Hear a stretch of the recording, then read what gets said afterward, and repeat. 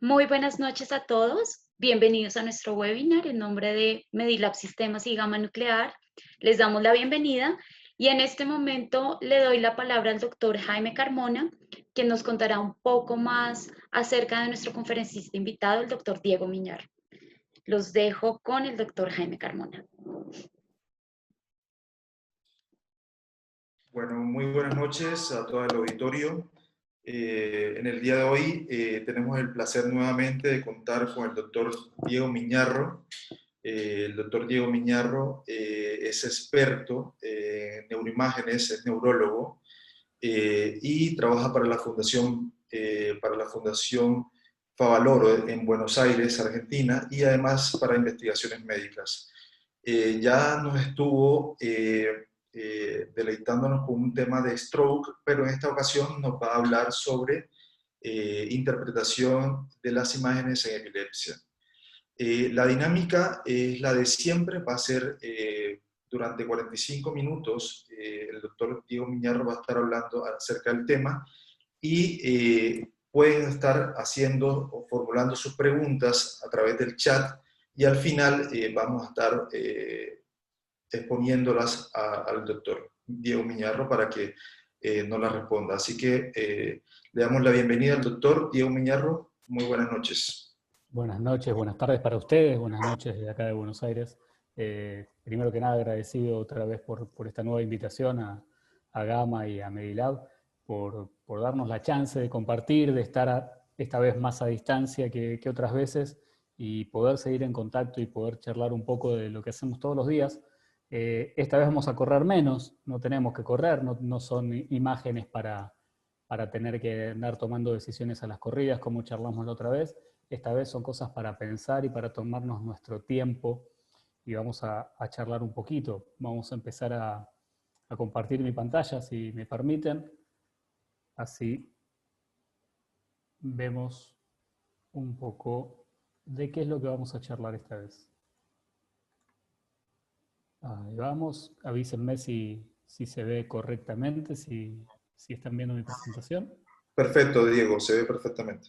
Bueno, buenísimo. Como dijo Jaime, yo soy neurólogo, así que un poco de esta charla es un poco distinta, en una de esas a lo que pueden ver habitualmente en charlas sobre imágenes, dado que tengo un enfoque un poco más clínico también, aparte de las neuroimágenes.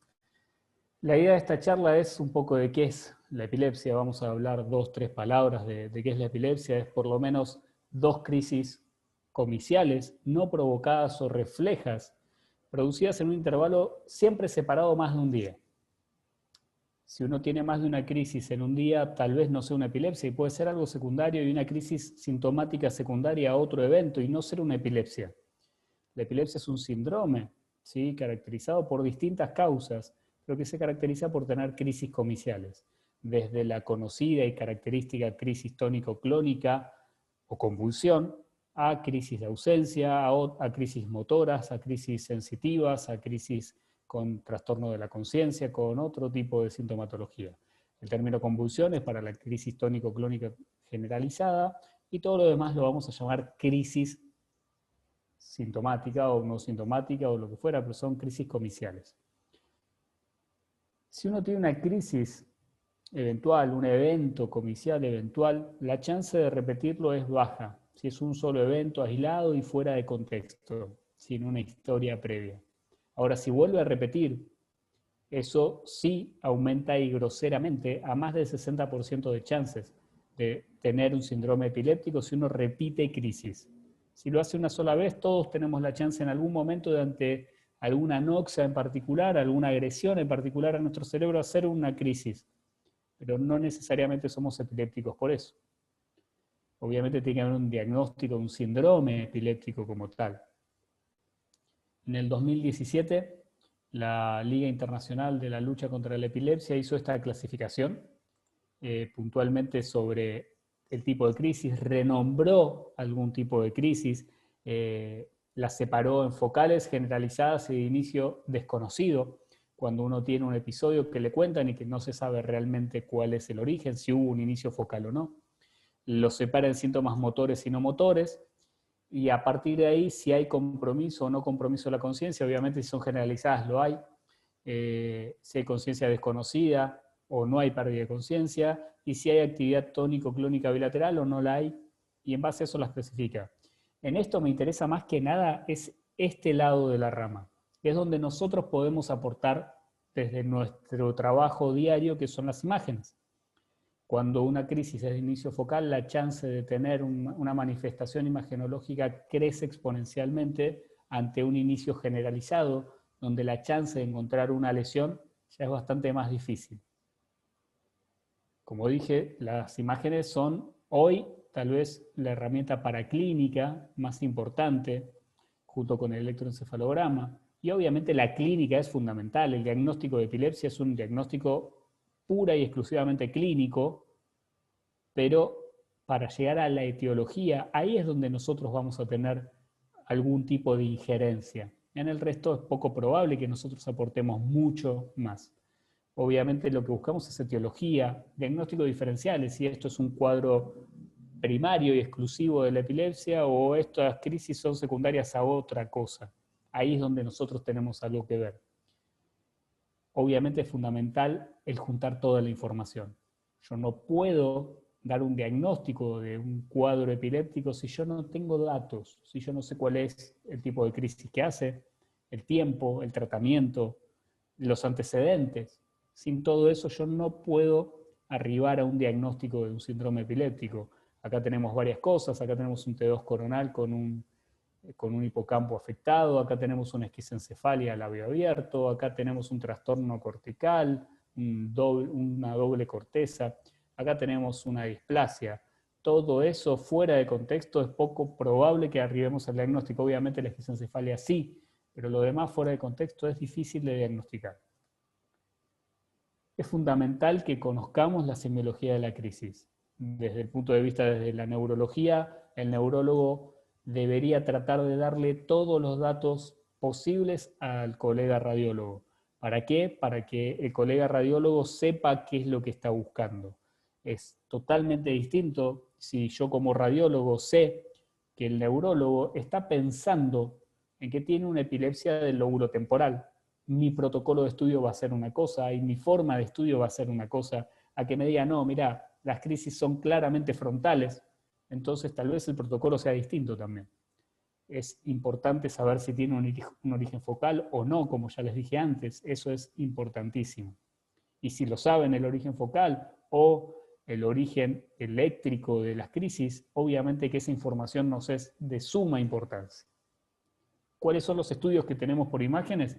Y son los convencionales que tenemos habitualmente. Hoy voy a hablar puntualmente de tomografía y básicamente me voy a explayar más en resonancia, pero sepan también que hay medicina nuclear que es muy útil, tanto el SPECT como el PET son técnicas muy útiles en el estudio de la epilepsia.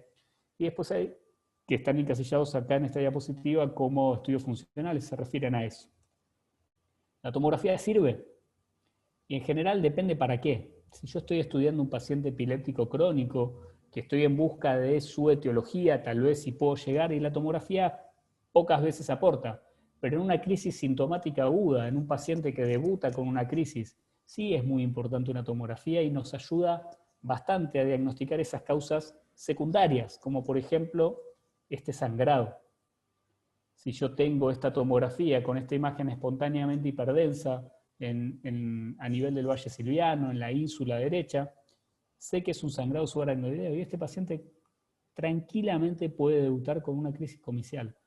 No enterarme que el paciente hizo una cefalea en estallido, un deterioro sensor, y yo recibirlo en el sistema de emergencia con una crisis comicial, tranquilamente. Obviamente la tomografía tiene el gran beneficio de los costos, de la accesibilidad.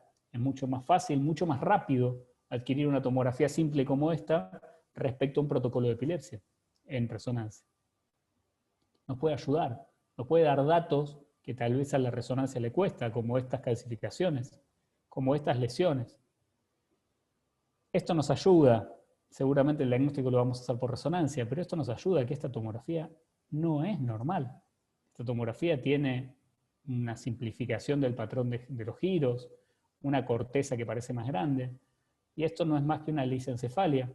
Y este que está acá es una neurocisticercosis, causa bastante frecuente de crisis secundarias por culpa de una meningoencefalitis causada por esto, por este germen. Y el estadio de las calcificaciones, los otros estadios vesiculares, eso hay que tenerlo en cuenta y depende de dónde nos manejemos, mucho más todavía. Cuando indico una resonancia, siempre, más o menos.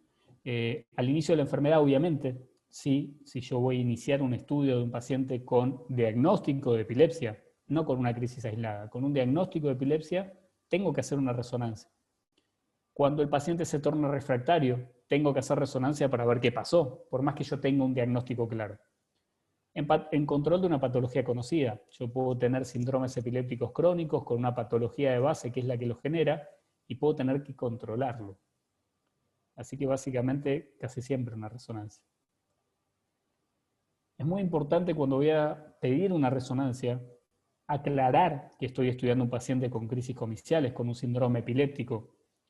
Si puedo, como les dije antes, dar algún dato de semiología es fundamental. ¿Por qué? Porque el protocolo de estudio no es un protocolo convencional.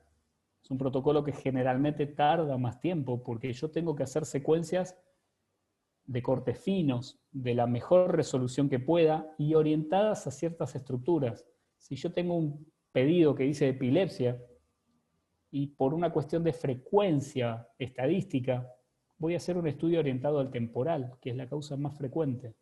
Tal vez no lo sea. El porcentaje es más bajo, pero la chance existe. Entonces, si yo ya sé que no tengo que estudiar el temporal porque la semiología es otra, lo voy a tener en cuenta. Pero en cambio, si no tengo datos, voy a ir al temporal. Y para eso necesito secuencias en plano axial, como dice ahí, T1, T2, FLAIR, gradiente de eco, difusión o susceptibilidad en vez de FLAIR, en vez de gradiente de eco, la susceptibilidad magnética saben que es una secuencia muy sensible a todos los metabolitos de la degradación de la hemoglobina, más que el gradiente de eco, y con un montón de información útil. Los tengo que hacer al menos una o dos secuencias, sea el T2, sea el FLAIR, sea el T1, alguna la tengo que hacer orientada al hipocampo para poder verlo en toda su extensión completa. Lo mismo con los coronales. El coronal debe ser orientado al hipocampo y con cortes finos de 3 milímetros. Piensen que habitualmente los cortes son de 5 o más, dependiendo del protocolo. En lo posible siempre tratar de hacer una adquisición volumétrica. ¿Qué significa eso? Una adquisición de 1 milímetro por 1 milímetro y sin gap de diferencia, con lo cual yo puedo reconfigurar y verlo en todos los planos que yo quiera esa misma adquisición. Si tiene indicación de volumen, de contraste, se hace el volumen post-contraste, y en lo posible hacer un volumen FLAIR. El mismo que hacemos para la enfermedad desmielinizante, ese nos es muy útil. ¿A qué me refiero con la orientación? Es a esto. Yo tengo que orientar el plano axial a ese eje que veo ahí para poder ver yo completamente al hipocampo, en toda su extensión, desde cabeza, cuerpo y cola. Y el coronal, en este plano, bien perpendicular al hipocampo visto en sagital, para poder verlo bien y no verlo desorientado, verlo elongado, tal vez porque lo estoy cortando no perpendicular, lo estoy cortando de una manera oblicua. Para que se den cuenta de la diferencia, fíjense estos planos axiales convencionales, donde veo una parte en un corte, otra parte en otra. De esta forma, si yo lo hago orientado, lo voy a ver completo en una imagen. Y ahora después vamos a ver casos donde van a ver qué utilidad tiene hacerlo como corresponde. Esta pregunta, ¿hace falta medio de contraste siempre? Y si les muestro todo esto, tal vez me digan que sí. Vamos a aclarar un poquito. Si yo tengo una enfermedad neoproliferativa, como un tumor de alto grado, un glioblastoma, como un oligodendroglioma, o como metástasis, o una malformación arteriovenosa, o una malformación venosa cavernomatosa o cavernoma, con su variante del drenaje venoso, o una encefalitis, tal vez me digan que sí. Vamos a aclarar. No todo paciente tiene indicación de contraste. El protocolo de epilepsia no tiene indicación de contraste, excepto en el caso de los pacientes mayores de 60 años. El paciente mayor de 60 años tiene indicación de contraste por el aumento de la chance de encontrar estas causas, que son las causas secundarias, entre otras. ¿sí? Entonces ahí sí tiene indicación de contraste. Ahora, si es un paciente menor de 60 años con una epilepsia y sin antecedentes previos que hagan sospechar una patología infecciosa o neoproliferativa, no tiene indicación de contraste. Ya hace un tiempo que se viene hablando de todo esto, de qué es el protocolo, y fíjense acá en este artículo del año 2014, donde se habla del T1-3D, que es ese volumétrico que les comenté antes, de que los espesores de corte deben ser de 3 milímetros y no más en lo posible, de que los coronales también deben ser iguales, ¿sí? Así que ténganlo en cuenta que eso es necesario. Y este artículo habla de la importancia de hacer el protocolo como corresponde, donde se habla de que un no experto con un protocolo adecuado tiene altas chances de encontrarlo. Un experto con un protocolo no adecuado también. Ahora, un experto con un protocolo adecuado puede llegar a un 91% de chances de encontrar la causa. Así que es importante tener para, desde los expertos a los no expertos, hacer las cosas lo mejor posible para que todos nos acerquemos y todos tengamos chances de lo que buscamos en definitiva, que es arribar a un diagnóstico y tratar de ayudar a nuestro paciente.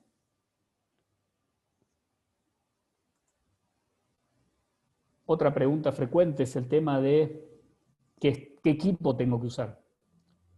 Se habla de que tiene que ser un equipo de alto campo. Y bueno, ¿qué es alto campo? Cuando iniciamos la resonancia era todo bajo campo, después aparecieron los primeros altos campos, que eran los 1.5, hace un tiempo ya que tenemos en la práctica clínica el 3 Tesla, en algún lado ya están apareciendo los 7. Bueno, acá les dejo una cita de qué pasa en la comparación del 1.5 versus el 3. Básicamente, el 1.5 ve casi todo lo mismo que va a ver el 3. La diferencia es que es mucho más fácil verlo en el 3 Tesla respecto del 1.5. Si yo les muestro esta imagen de un flare coronal, les puedo mostrar que tengo esta imagen acá. Ahora, si se los muestro en el 3 Tesla, es mucho más obvio, mucho más fácil de ver, pero no es que no lo vean en el 1.5. Es útil y se dice que hasta un 30% mejora la visibilidad de las lesiones, pero no es que el 1.5 no pueda ver. El 3 Tesla obviamente es muy lindo. Acá tienen un gráfico del hipocampo con todas sus circunvoluciones y estructuras internas, su circunvolución CA1, CA2, CA3, CA4, la fimbria, el giro dentado. Si yo lo voy a buscar todo esto en el 3 Tesla, lo puedo seguir, puedo ver claramente la estructura interna, la sustancia gris y blanca. Ahora un 7 Tesla lo ve mejor. Siempre que tenga mayor campo lo voy a ver mejor. Pero eso no implica que sea indispensable.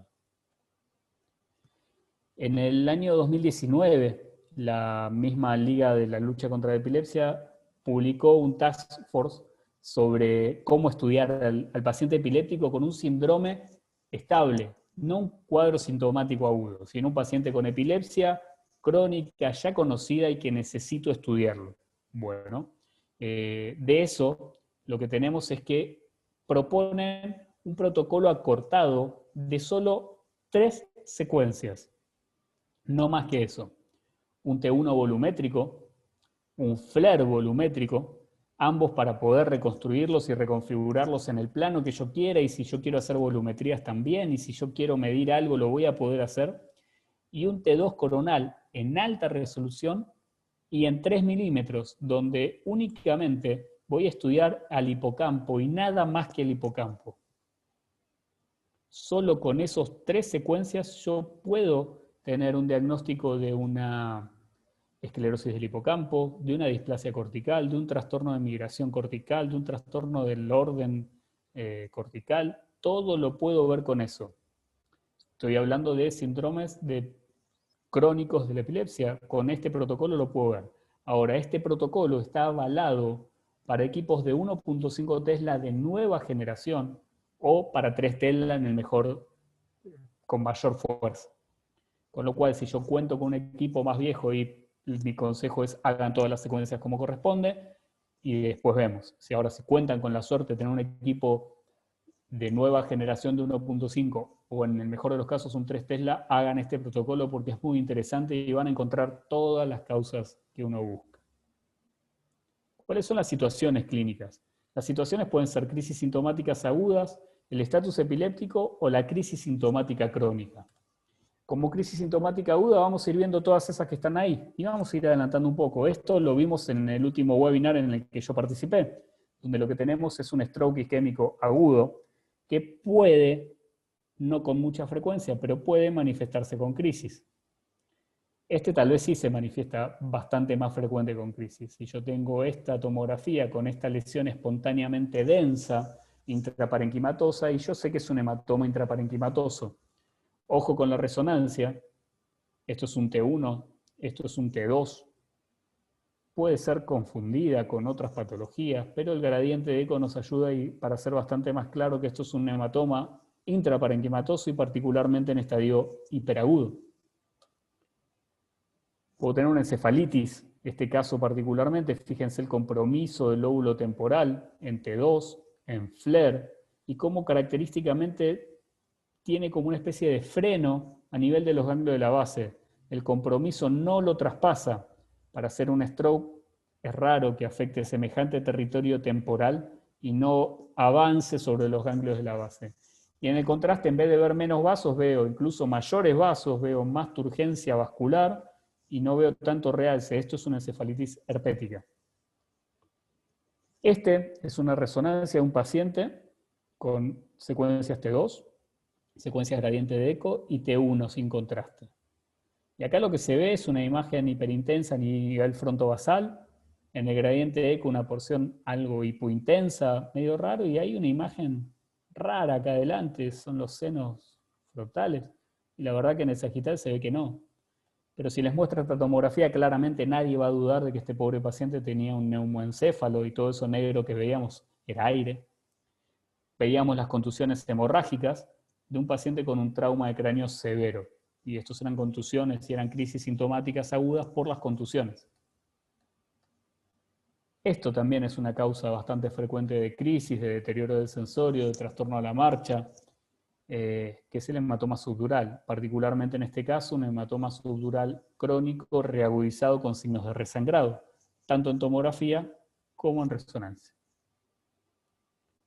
Y acá tenemos otra causa de crisis sintomática aguda. Tengo una lesión redondeada, de bordes netos, con realce en anillo, con bastante edema perilesional. Y si les muestro la difusión, tiene un patrón de restricción en el contenido de la lesión. Estos son abscesos cerebrales, piógenos, por eso la restricción. Acá les voy a contar algo que con el doctor Carmona hemos compartido los años en que estuvimos juntos en la fundación, y esto es una patología que nosotros vemos bastante frecuente y que hay que tener en cuenta en un paciente que hace crisis comiciales y que tal vez tiene cefalea, que tal vez esté hipertenso y tal vez tenga trastornos visuales. Todo ese conjunto de signos y síntomas, sumado a estas lesiones bilaterales compatibles con edema vasogénico sin realce postcontraste, puede tener algo de edema con restricción o edema citotóxico, pero va a primar siempre el edema vasogénico. Esto no es más que un síndrome de edema posterior reversible o PRES, que en nuestro caso en la fundación, en el contexto de tener muchos pacientes trasplantados con inmunomodulación, vemos con relativa frecuencia. Otro estado posible es el estatus epiléptico, convulsivo y no convulsivo. Hace unos años la Sociedad Argentina de Neurología hizo una revisión de todo este tema. Esta es la cita de la definición, no viene al caso. Y acá les vengo a mostrar a un paciente con un deterioro del sensorio, con movimientos involuntarios continuos, particularmente del hemicuerpo derecho, con un electroencefalograma que mostraba enlentecimiento y descargas continuas. Esto es un estatus epiléptico no convulsivo. Y lo que podemos ver es que en la secuencia FLAIR y en la secuencia T2 tenemos afectación del lóbulo temporal, donde lo vemos más turgente, con aumento de la señal, con signos de aumento de la señal en la difusión, y esto es restricción en definitiva. Esto es un edema citotóxico distinto de lo que habíamos visto en el PRES, que es un edema vasogénico, y con una característica de afectación del núcleo pulvinar del tálamo, el núcleo dorsal del tálamo o pulvinar, y esto es todos los hallazgos característicos del edema citotóxico generado por las descargas continuas, compromete particularmente corteza, y con las vías de descarga hacia el pulvinar, y en este caso no lo mostró, pero podríamos tener compromiso del cerebelo contralateral. Esto es un estatus epiléptico no convulsivo y los cambios habituales y esperables a esta patología. Este otro caso también fue un SENC en un posoperatorio, un trasplante cardíaco. Fíjense en el agudo, cómo tiene afectación en la difusión, en el flare de este paciente con compromiso de todo el hipocampo, y cuando fuimos al control unos meses posteriores, ese hipocampo fue hacia la atrofia. Esto se da o está definido cuando el estatus cuesta revertirlo y lleva más tiempo. Se decía antes que el estatus epiléptico no convulsivo no generaba daño en el cerebro. Bueno, está demostrado que sí lo puede dar. Así que tenganlo en cuenta que si más se tarda en revertir un estatus epiléptico, sea convulsivo particularmente, pero no convulsivo también, la chance de dejar secuela existe. Dejamos las causas sintomáticas agudas y vamos a las causas sintomáticas crónicas, causas lejos, frecuente. Y de todas estas, la esclerosis mesial temporal, lejos la más frecuente de todas. Podemos tener todas esas que están ahí, la polimicrogidia, la displasia cortical, los síndromes neurocutáneos, la heterotopía, los hemangiomas cavernosos o cavernomas, la megalencefalia, todo esto del libro de Osborne, que es la referencia de esta imagen, las podemos tener. Vamos a ir viendo algunas. Por ejemplo, tengo acá un protocolo, un coronal en T2 y un coronal en FLAIR, y donde si le prestamos atención en este T2, veo un hipocampo con cierto volumen, y si voy a este, tiene otro volumen. Y si voy al FLAIR, la señal no es la misma. Acá les muestro otro ejemplo, y fíjense que este protocolo no está angulado. Entonces yo veo parte de la amígdala, empiezo a ver una parte de la cabeza, y no veo el resto del hipocampo como les mostré en los otros cortes. Pero sí está angulado el coronal, y veo que ese mismo hipocampo que brillaba un poco más en el FLAIR, en el coronal se lo ve más chico y brillante. Estos son esclerosis temporal mesial. Si le hacemos zoom se ve bastante más claro. Esta secuencia en particular de acá es un STIR, es un T2 con saturación grasa, que para esto es bastante útil. Para la diferenciación entre corteza y sustancia blanca es una secuencia muy útil. Esto acá podemos ver que el hipocampo está más chico, con pérdida de la sustancia gris y blanca. Acá puedo ver corteza, sustancia blanca, corteza en este hipocampo normal, y en este no. La esclerosis del hipocampo suele acompañarse de lo que llamamos alteraciones extrahipocámpicas. Bueno, estas alteraciones extrahipocámpicas son todas esas que están ahí. Voy a tratar de ayudarlos un poco, porque obviamente esto, si uno no lo busca, no los encuentra. Entonces, si yo mido el volumen, sea a manera visual o con mediciones objetivas, con volumetría, el lóbulo completo del temporal va a ser más pequeño respecto del lado sano. El surco del parahipocampo va a estar atrófico. Si yo veo este surco respecto de este está más chico. Y acá vamos a los casos más difíciles. Si uno no lo busca en una computadora, en una plancha de unas placas que le puedan enviar por informe, es muy difícil que lo vean. Y es que este pilar posterior del fornix está más chico que este. Si se los muestro con zoom y con una flechita es mucho más fácil. Hay que buscarlo. Si uno no lo busca, no lo encuentra. Y la simetría de los corpúsculos mamilares también existe y hay que ir a buscarla. Pero si uno no lo hace en un estudio volumétrico de estos finos y de alta resolución que les decía, es imposible encontrar.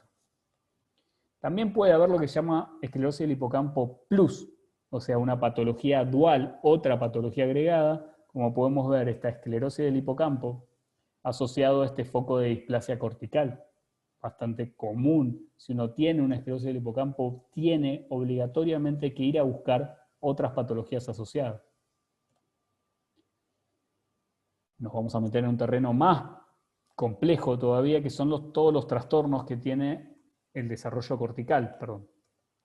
El desarrollo cortical puede tener malformaciones por la proliferación, por la migración o por la organización cortical, y son todas estas que tenemos acá. Y ahora vamos a tratar de ir viendo. Acá tenemos un estudio de un paciente en control por epilepsia. Eso era la información que yo tenía cuando me llega este informe, y lo que puedo llegar a ver acá, esto es un FLAIR, un T2, esto es una secuencia que se llama T1 inversión de recuperación, o T1IR, tal vez lo puedan nombrar de forma más coloquial, y es un T1, el más puro de todos, y donde puedo ver una excelente diferenciación entre corteza y sustancia gris. Y cuando yo voy a ver, me encuentro que pegado al ventrículo hay algo que tiene la misma señal que la corteza. Si yo voy acá, pegado a este atrio ventricular, tengo acá nada, y acá tengo algo que tiene la misma señal que la corteza. Lo mismo lo puedo ver en el T2 y lo mismo puedo ver en el FLAIR. Lo mismo puedo ver en este coronal. Todas reconfiguraciones del mismo estudio. Esto es una heterotopía subependimario. Esto es un conjunto de neuronas que por alguna razón no migró como debería migrar y se quedó ahí, y esto es una heterotopía subependimaria. Estas son más heterotopías subependimarias, y mi consejo es, si encuentran una, busquen, porque la chance de encontrar más es muy frecuente. Y acá podemos ver 1, 2, 3, 4, 5, 6, 7, 8, un montón. ¿Sí? Siempre que encuentren uno, busquen, porque puede tener más. Esto es la doble corteza que les había mostrado en la tomografía, estas resonancias de la paciente que les había mostrado, que les había dicho que tenía un patrón de lisencefalia, que era lo que se podía ver en la tomografía, pero si voy a la resonancia con mayor definición, lo que me encuentro es que es una heterotopía en banda. Fíjense, tengo corteza, sustancia blanca, y otro manto de corteza más gruesa. Esto es un trastorno de la migración también. Otra cosa, cuando estamos evaluando estudio de epilepsia, lo que tenemos que buscar son cosas sutiles. Y cuando voy a buscar cosas sutiles, hablo de esto. Fíjense estos surcos a nivel parietal. Acá tengo el surco central, por lo cual esto es parietal. Acá tengo el surco central, esto es parietal. Y yo acá tengo diferenciación gris-blanca, acá no la tengo. Y cuando voy al FLAIR, me encuentro que esa falta de diferenciación se conforma de esta manera, y con la característica extensión hasta el borde del ventrículo. Esto es una displasia cortical focal.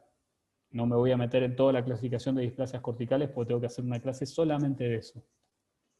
Acá tengo, por ejemplo, otro estudio donde yo tengo este patrón cortical acá y tengo este otro acá, donde veo muchas circunvoluciones. Bueno, esto es una polimicrogiria. El caso que les había mostrado antes, esto es una esquisencefalia. ¿Qué significa esquisencefalia? Cerebro dividido. Y lo que tengo es una apertura y una comunicación entre el espacio extraxial subaracnoideo con el espacio intraventricular. Eso es una esquisencefalia. Y característicamente, para uno diferenciarlo, pueden decirme, bueno, eso es una secuela de una CB, de una hemorragia, y me quedó esta comunicación. Eso sería una porencefalia, que es una comunicación en los espacios secundario a una lesión. Pero cuando no es así, cuando es algo constitucional, algo malformativo, característicamente, si buscan los rebordes, siempre van a ser displásicos. Nunca un borde de una esquisencefalia va a ser normal, siempre va a tener corteza patológica en el borde, y ese es un tip para tener en cuenta. La esquisencefalia puede ser a labio abierto o a labio cerrado. Este caso que les mostré antes, una malformación arteriovenosa con unos grandes aneurismas venosos de drenaje, también puede ser una causa sintomática crónica. Una malformación venosa cavernomatosa, el aspecto característico de popcorn, de palomita de maíz, de pochoclo, de acuerdo a donde estemos, también causa de epilepsia. Y ahora vamos a un último punto con las lesiones neoproliferativas asociadas a la epilepsia. Y estas son frecuentes, son varias. Y vamos a tratar de ver algunas. Esto característicamente en paciente joven. Paciente joven que consulta por epilepsia, aproximadamente entre la primera y la segunda década de la vida, y que tiene característicamente una epilepsia del temporal desde la semiología, y yo me encuentro con este estudio. Me muestra a nivel temporal una lesión que tiene aspecto quístico. Si lo voy a ver acá, parecería tener varias, y esto es una causa bastante frecuente, que es el tumor mixto disembrioplásico o DNT. Tal vez en próximas clasificaciones de la OMS salga de la clasificación de neoplasia, porque se cree que podría llegar a ser en realidad una displasia compleja. Estén atentos, esto es probable que pase, que el DNT salga de la clasificación de los tumores mixtos y pase a ser una displasia compleja. En algún momento va a pasar tal vez. Este es otro caso que tuve en investigaciones médicas puntualmente. Paciente de 17 años con crisis focales en el hemicuerpo izquierdo, de año de evolución, en tratamiento con fenitoína, con elepamín, en una dosis de 200 miligramos día, llamativa, vaya a saber por qué, y que venía para control de su displasia cortical. Así decía la orden. Y cuando voy a ver el estudio, me encuentro con este estudio. T1, T2, STIR, este T2 con saturación grasa, FLAIR y contraste. Vamos a tratar de ayudarlos un poco. Le vamos a dar zoom a esta imagen. Y me encuentro que pegado a la corteza tengo todas esas pequeñas burbujitas que no realzan, o podrían realzar, pero muy poquito, pero lo característico es que no realzan. Y este es un tumor que incluido o separado en la nueva clasificación del 2016, en la próxima que saldrá el año que viene también, obviamente va a estar. Y esto es lo que en algún momento nosotros llamamos un DNT raro o atípico. Y no, hoy sabemos que es otro tumor que tiene una genética distinta, que es el tumor multinodular y vacuolante, característico de esta etapa de la vida, tumor benigno, grado 1, es un símil DNT, seguramente alguno habremos visto en nuestra historia, y le habremos dicho que es un DNT raro, pero hoy se sabe que este tumor es un tumor separado, distinto y con su genética diferente y marcadora también.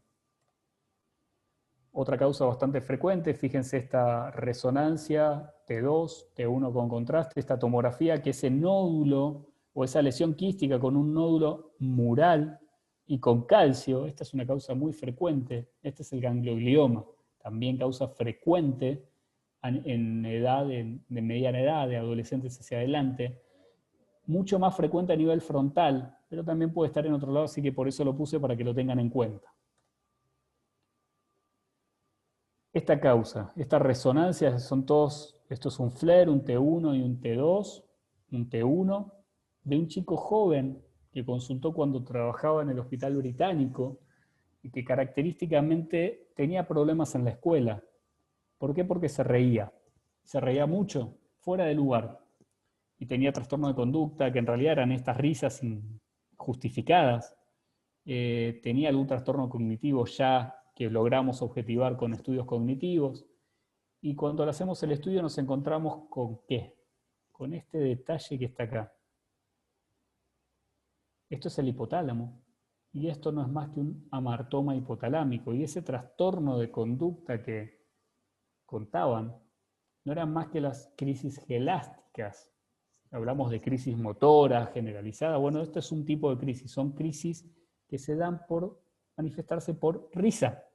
El pobre chico lo que hacía cada vez que se reía estaba convulsivando, estaba teniendo una crisis, ¿sí? Para ser más claro.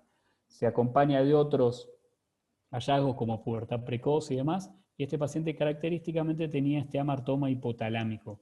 No realza porque no son más que células fuera de lugar. No es un amartoma, valga la redundancia, no es una neoplasia como tal. Esta es una causa recontra frecuente de crisis comiciales, en mujeres grandes, mucho más frecuente, y este es el tumor extraxial más frecuente, que es el meningioma. Esto también puede dar causa, hablamos de causas neoproliferativas, y acá tenemos una lesión cortical con señal bastante heterogénea, con áreas de caída en el mapa de ADC, con restricción, con un realce heterogéneo, con un mapa de perfusión elevado, con un pico de colina en la espectroscopía enorme, con una relación colina-Na de 3.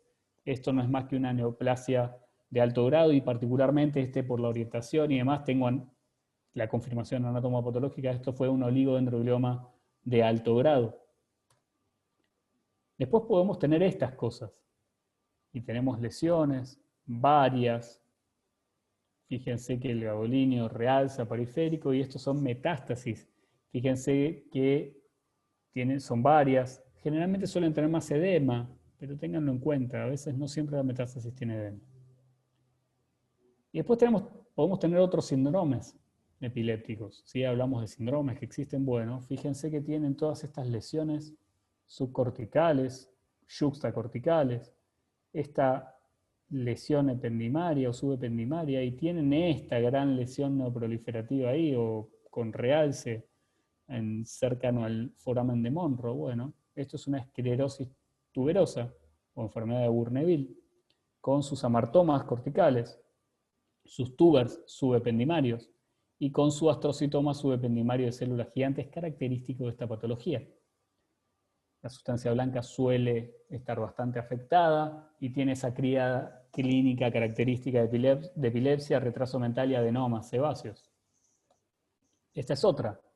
Fíjense estas imágenes en FLAIR, estas imágenes en susceptibilidad o en T2 estrella, este FLAIR también, esta alteración con un grosero aumento de los parámetros de perfusión y un realce parece de aspecto más vascular. Y esto no es más que una Sturge-Weber, que es una angiomatosis, ¿sí? Bien característica la angiomatosis encefalotrigeminal. Todo eso que se ve acá son malformaciones vasculares, ¿sí? Y las clasificaciones características, que es esto que estamos viendo acá, hipointenso en gradiente de eco.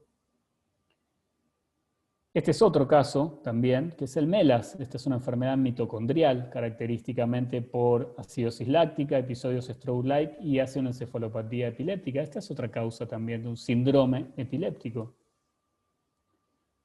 Últimas palabras y ya vamos terminando y redondeando la charla. Tenemos algunas secuencias avanzadas que podemos utilizar, les dije por resonancia, donde podemos medir y ser objetivo en lo que estamos hablando, que son las volumetrías. Yo tratar de medir, no solo a ojo, está grande, está más chico, me parece, usar la escala de atrofia visual. Bueno, en esto lo que hacemos es, con estas secuencias volumétricas, milimétricas de adquisición, yo lo cargo en un software y lo puedo interpretar, lo puedo postprocesar y medir exactamente todo lo que estructura que yo tengo. En epilepsia se usó un montón, y lo que se encontró como dato interesante es que no solo, cuando uno tiene una esclerosis del hipocampo la vemos y no hay problema con eso. El tema es cuando encontramos que en una de esas hay alteraciones de otros ganglios basales, que no necesariamente van a afectar al hipocampo, que el tálamo es un gran marcador de patología, medir volumen del tálamo es muy interesante como marcador de enfermedad, y vemos que todo lo que es la corteza entorrinal y el parahipocampo también va a estar afectado. La epilepsia del lóbulo temporal tiene todo lo que es la circunvolución del cíngulo, todo lo que es el cerebro bien antiguo, bien arcaico, va a estar afectado. ¿Por qué? Por el circuito de descarga del hipocampo. Y lo puedo objetivar haciendo volumetría. La volumetría no es un estudio de rutina, pero es un estudio que en ciertos lugares se pueden hacer, no es tan complejo. La adquisición no es nada compleja, lo que sí es un poco más complejo es el postproceso, pero se puede hacer y puedo tener información que puede tener cierta utilidad, difícil de usar en un paciente general, pero para un seguimiento de algo puntual es interesante. El año pasado publicaron la gente del Hospital Italiano, muchos amigos de ahí, este artículo sobre volumetría en el estudio particularmente estos síndromes epilépticos generalizados, y se encontraron que particularmente si lo que fueron a buscar fue alteración del hipocampo, pero se encontraron que no fue lo que estaba más afectado, que los tálamos eran los que estaban más afectados en esta patología, y es algo a tener en cuenta. Tal vez más adelante sea algo más rutinario y más accesible. Este es un estudio de un paciente nuestro, que tuvimos un paciente derivado, visto en un montón de lugares, colega nuestro, médico, que cada vez está teniendo más crisis, cada vez más difícil de manejar, y que los estudios no daban gran cosa, tenía estudios en la mejor calidad posible, 3 Tesla, y no se veía mucha cosa. Entonces le hicimos una volumetría, y más allá del colorcito lindo, de poder ver el color del hipocampo y la amígdala y demás, lo más importante es esto, que es normatizar esos valores y ver dentro de qué desvío estándar se encuentra con una población similar en edad, en sexo y en características, y podemos ver que el hipocampo no estaba bien, ninguno de los dos, a pesar de que ópticamente parecía, en una escala visual parecían normales, con un volumen cortical conservado y con toda esta medición de las estructuras. Y vemos que los tálamos tenían un poquito de diferencia de volumen, tal vez no tan significativa, pero existía. el resto de las estructuras eran bastante más simétricas, ¿sí? Así que para tenerlo en cuenta es una opción, y acá tenemos que pensar que los hipocampos no estaban bien y que hay un tálamo tal vez marcador de todo esto. Conclusiones. Todo esto que les hablé, sin el aporte de datos, nada vamos a poder encontrar. Es fundamental la interacción entre el neurólogo y el radiólogo. Si eso no funciona, es muy difícil que podamos llegar a todo esto. Intentar realizar trabajo siempre en equipo, no a veces, siempre trabajar en equipo. Tener en cuenta la semiología que nos van a aportar, y si no la sabemos, tratar de preguntarla, tratar de aprenderlo. No es lo mismo, obviamente, valorar a un anciano o un niño, siempre va a ser distinto la patología que vamos a buscar, el tiempo de evolución, hay que tenerlo en cuenta. Así que los dejo acá, tener en cuenta un detalle más. Ojo con la patología epiléptica, que no toda lesión que yo voy a ver es la culpable. Tiene que estar en un contexto y tiene que ser acorde a lo que yo estoy estudiando. Por eso es importante conocer al paciente. Ahora sí, me quedo abierto a las preguntas. Antes que nada, vuelta a agradecer a Gama y a Medilab, al doctor Carmona por esta invitación, y así que ahora espero que me pregunten, que no los haya aburrido mucho, y estoy dispuesto a charlar un rato. Excelente, Diego, tu charla, muy claro todo. Bueno, empezamos a leer las preguntas. Nos pregunta el doctor Ramírez, Jorge Ramírez, que nos pregunta desde Barranquilla, Colombia. En el contexto de los pacientes con epilepsia, aparentemente no lesional, si no tengo disponibilidad de un equipo 3 Tesla, ¿cuál es la estrategia, además del protocolo Harness, se pudiesen aplicar en un equipo de 1.5 para aumentar la posibilidad de detección de lesiones? Bien. Un poco resume todo esto lo que dije en la conclusión. Primero que nada, tratar de conocer qué paciente vamos a estudiar. Tratar de contactar al neurólogo, tener la mayor información posible para decir, bueno, la semiología es a dónde va. ¿Es el temporal, que es lo más frecuente, o no? ¿Es otro foco? Y en base a eso, optimizarlo. Un 1.5 es un equipo absolutamente útil para el estudio de esto. Obviamente el 3 también y más, pero bueno, pero el 1.5 con un estudio bien hecho, bien guiado, es absolutamente útil. Si yo tengo una sospecha de epilepsia del temporal, obviamente orientar los axiales, orientar los coronales como corresponde, tratar de hacer el mejor volumen posible en T1, y si puedo en FLAIR, también. Con esas secuencias es suficiente para poder estudiarlo. Un volumen siempre un volumen para estudiar esto, para poder yo seguir toda la corteza en lo posible. Sí, bueno, y aprovecho para preguntarte, tú que tuviste experiencia también con el hospital italiano, donde también tienen 3 Tesla, realmente, o sea, en el día a día, ¿hay una diferencia en el rendimiento diagnóstico de un 3 Tesla con 1.5? O sea, más allá de, claramente, de todos los parámetros técnicos que son superiores, pero en el día a día, ¿hay realmente un mayor rendimiento diagnóstico? Un poco me sumo a lo que les conté en el artículo de aquel momento. La realidad es que era poco probable que, si yo encontraba una lesión en el 3 Tesla, no la vuelva al 1.5 y no estuviera. Tal vez yo no la vi, pero generalmente está y se ve. Nosotros en ese momento teníamos un gran profesor, el doctor Funes, que nos enseñó a la gran mayoría de los neuroradiólogos de Buenos Aires, donde decíamos que con el 3 Tesla nos acercábamos un poquito a él, porque él, con su experiencia, con cualquier estudio, era capaz de hacer un buen diagnóstico, y nosotros necesitábamos el mejor equipo para tratar de acercarnos. Y la realidad es que es más fácil verlo en el 3 Tesla, pero en 1.5, con tiempo para estudiarlo, con conocimiento de qué estamos estudiando, es absolutamente válido. Excelente. Bueno, nos pregunta también el doctor Felipe Aragón, de Cali, Colombia. Viste que a veces nos encontramos muy comúnmente con malrotación del hipocampo como hallazgo incidental. ¿Existe una relación entre la epilepsia y la malrotación del hipocampo? Bien, como hallazgo aislado y solamente el hipocampo mal rotado, no. Si se asocia a otras cosas más, tal vez sí. La mal rotación del hipocampo o rotación incompleta del hipocampo tiene mucha más asociación con esquizofrenia que con epilepsia.